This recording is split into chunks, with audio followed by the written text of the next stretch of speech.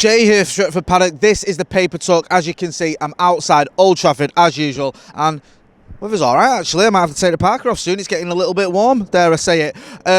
Much of the news this morning centres around United's 0-0 draw last night at Stamford Bridge against Chelsea, of course. Now, the big story, the main fallout, was Luke Shaw's comments after the game.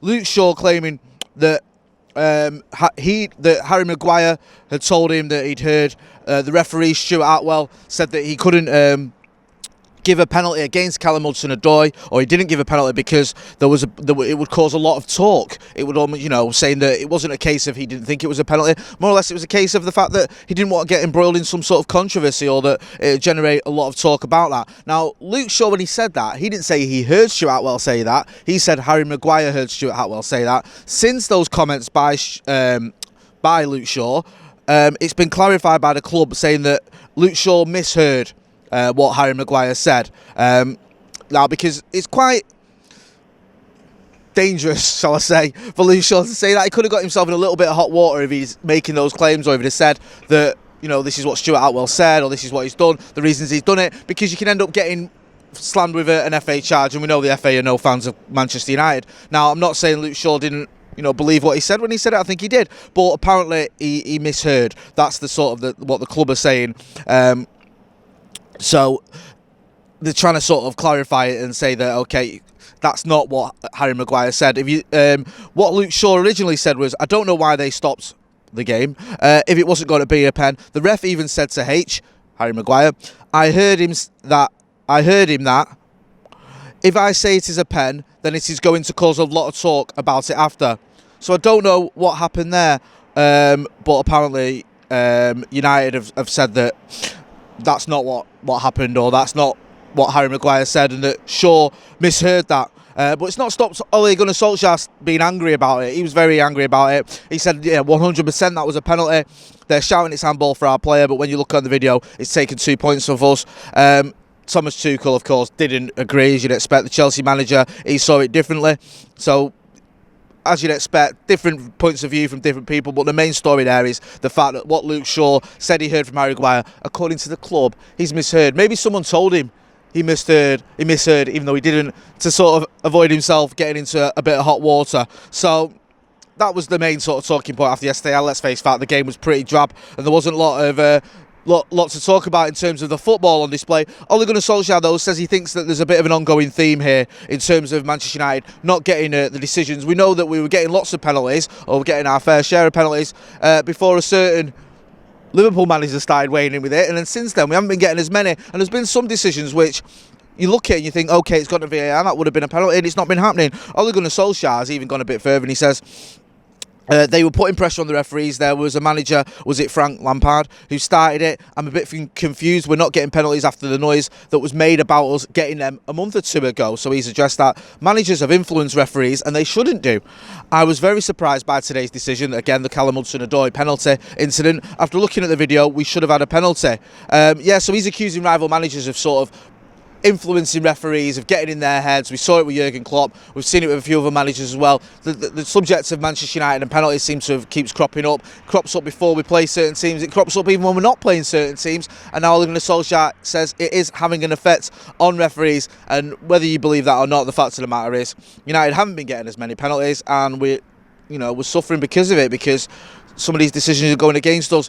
Could look at 2 points drop yesterday. We're now 12 points behind Manchester City. Of course, we've got to play them as well later on this week. We could end up going 15 points behind them, which is a scary thought. Or if you want to be positive, we could knock it down to 9 points. Should we have some transfer news? There's a story that was doing the rounds yesterday, actually, about how a time zone mix-up, saw United lose out on Erling Haaland for just £3 million, which is a bit depressing. Apparently, Borussia Dortmund striker, this is done, well, it's been all over the papers, this. I think the Mail have had it, the Mirror have had it, other papers have had it. Says that Borussia Dortmund striker Erling Haaland, who United have obviously been linked with lots of other clubs, with anything between £100 million and a £150 million fee being bandied about. But apparently, things could have been very, very different when it came to Erling Haaland. It wasn't for a mix-up over time zones. When he was, when the teenage striker, I think when he was at Molde, United had penciled in a call for him, or had a call booked in for him to discuss maybe making a deal for £3 million to bring him here to Old Trafford. It'd been arranged for United's representative to ring Haaland's agent Jim Solbakken at 9 a.m. and finalise a deal worth £3 million plus add-ons. Mole believed it would be 9 a.m. Norwegian time, but when the game called through, it was then 10 a.m. in Scandinavia, who were an hour ahead in the time zone. But by then the club had agreed a deal with Red Bull Salzburg, who had rung at the agreed time. And I think this is coming back from a Scandinavian scout, Brian King, and he's gone on to say, it was simply a lack of communication, a freak situation with no one to blame. And apparently Everton were also in for him as well. They were looking at him. So, yeah, we missed out on Erling Haaland for £3 million because we got our time zones mixed up. That is the most Manchester United thing I think I've ever heard in my life. Obviously, he wasn't quite the player that he is now, but still, can you imagine if we'd have got him for that? Things would have been very different. Whether he comes to Old Trafford remains to be seen. The latest news is that Liverpool, Manchester City and Manchester United are all in for him. Now, there was talk, that perhaps Manchester City wouldn't be keen because apparently Pep Guardiola and Mino Raiola don't have a very good relationship at all. They have a sort of a very frosty relationship. You think that, like, Ole Gunnar Solskjaer doesn't have a great relationship with Mino Raiola. Well, apparently Pep Guardiola is even worse. But City are willing to put that to one side if they can get a deal done. Liverpool also looking at him. They've had, I think, the FSG group or someone have had a bit more investment there, so they may have some more money to spend, especially after the season they're having this season. I know they won yesterday, but they're having a bit of a stinker, and it's been one of the worst title defences ever. So wouldn't be surprised if they were in for Erling Haaland. So Manchester United may have to go toe-to-toe with the likes of Manchester City and Liverpool to bring in Erling Haaland. So we're certainly not going to get him for £3 million, which is what we could have done a little while ago. In other news, so we had a Jadon Sancho story. We've not had a Jadon Sancho story for about, 12 minutes or whatever it's been. Apparently, Borussia Dortmund Manchester United, sorry, this is how this has gone round. Instead of Borussia Dortmund naming their price, Manchester United apparently have set a price on Jadon Sancho, according to some reports this morning. Manchester United would be willing to sign Jadon Sancho for a reduced fee of around £50 million. This is a story in the Express, so you might want to take it with a pinch of salt, but it's been doing the rounds in a couple of other papers as well. The England international was Ole Gunnar Solskjaer's priority target during the summer transfer window, but in the end, a move to Old Trafford broke down due to Borussia Dortmund's demands. And now, United at first were being asked to pay £108 million and they weren't willing to pay that. But now, according to Eurosport, this is where the stories emanated from, the interest has cooled slightly, but United are still willing to buy Jadon Sancho, but only for a cut price fee. Apparently, Dortmund don't have the sort of money they did have previously. The pandemic's hit them quite hard. They are struggling a little bit financially, and they would be willing to take a reduced fee for Jadon Sancho. We know that looks like they're going to lose Erling Haaland as well for big money. Whether they're going to lose Jadon Sancho for something as low, can I use the word low when it comes to 50 million? I think I can in this day and age, because let's face facts, 50 million, it's not what it used to be. Is that going to buy Jadon Sancho? I'm not so sure they would be willing to sell him for that price.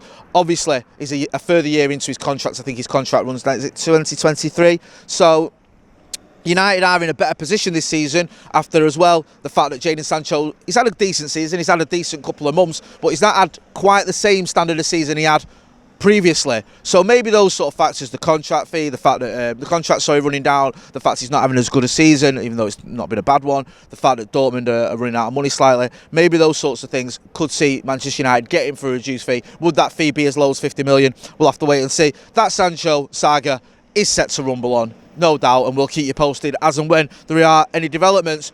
Just finally, on the transfer front, one player that looks like he could be heading out this summer is Jesse Lingard, who has been pretty much on fire for West Ham. He's been banging in the goals, he's been getting assists as well. He had a very good game against Manchester City at the Etihad. Unfortunately, though, West Ham couldn't get a result.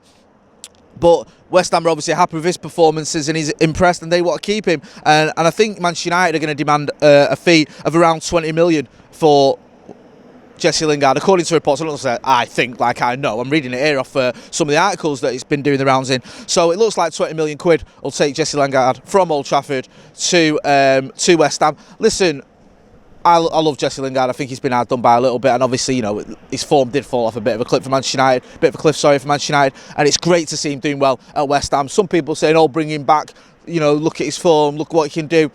I don't know if Jesse Lingard comes back and replicates that form here. I think for some reason, or for whatever reason, it just is started to go sour for him here at Old Trafford, and a move has suited him, and the pressure is off a little bit. He's enjoying his football again, and he seems to have got his mojo and his confidence back, which is what it's great to see. I wish it was happening for him in a United shirt, but it's not. It's happening for him in a West Ham shirt, and if he is going to move on, I think 20 million quid. It's almost a bit of a bargain now. I mean, I know he's not had a great spell for the last 18 months or so at Manchester United, but he's only 28. He's not an old man. He's an England international. He was an England national, and we've seen what he's been doing for West Ham, seen the sort of fees that are going around for players at the minute. So I think that's probably a deal that suits West Ham. And if Manchester United do want him off the wage bill, he has been a loyal servant. He's been here since he was a kid. I think 20 million quid for him is probably a deal that can make it happen. And for Manchester United, they're probably willing to take that as well. So looks like it makes sense all round on that one. We'll keep you posted if we hear any more about Jesse Lingard, about Erling Haaland, about Jadon Sancho, or about anyone else, be that Luke Shaw kicking off about referees, or Ole Gunnar Solskjaer moaning about other managers, which I can sort of understand because I think they have got in referees' heads. Anyway, this has been the Paper Talk. As always, we'll have you covered this week for what's going on at Manchester United, or with Manchester United. We'll have the Crystal Palace game. We'll be looking ahead to the derby. So we'll have all the previews, we'll have the watch-alongs, we'll have the reviews, we'll have all that stuff as well. Adam McCall will be back on the channel today, I think, as well. So you look forward to him later on the Devils podcast. And I think Premier League P-Take will be making a return with him and Joe later on today, so make sure you're watching that as well. I've been Jay Motti. This has been the Paper Talk. Don't forget to hit like, share and subscribe. Thanks for watching.